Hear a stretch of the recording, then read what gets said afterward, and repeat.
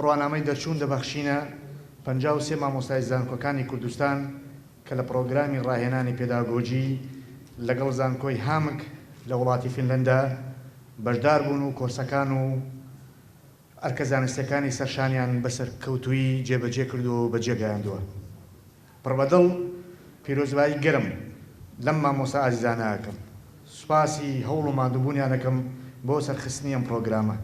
دڵنیام دەرچوانی ئەم پرۆگرامە ئەبنە پاڵپشتێکی گرنگ بۆ گەشەپێدانی زیاتری پرۆسەی خوێندن لە زانکۆکانی هەرێمەکەمان.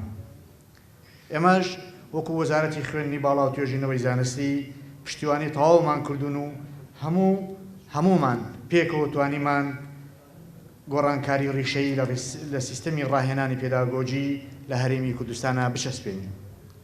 ساڵێک و 8 مانگ لە تەمەنی کابینەی نوێمی حکوومەتی هەرێمی کوردستان بە قۆناغی سەخت و ئاڵنگاری گەورە تێپەڕی.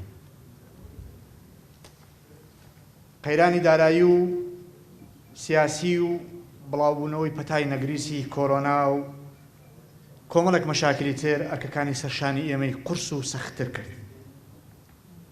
بەڵام لێرە بە شانازی ئەڵێم ئێمە بەیەکەوە لەگەڵ ئێوە، لەگەڵ کۆمونیتی ئەکادیمی کوردستان، لەگەڵ مامۆستا بەڕێزەکان، لەگەڵ فەرمانبەرە ئازیزەکان، لەگەڵ تەواوی خوێندکاران دەتوانین ئێستا بەدڵنیایی بڵێین بەسەر کەوتووی زاڵ بووین بەسەر ئەو ئەگەر و قەیران و تەحەدیاتانەی کە لە بەردەمانە بوو.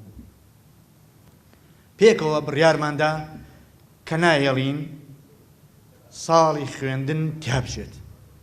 بڕیارێکی گەورە بوو، ڕیسکێکی گەورە بوو، مەسئولەتێکی گەورەش بوو، بەڵام لە وجدان و دڵ و دەرینی خۆشمانە هەستمان بە پشتیوانێکی گەورە کرد.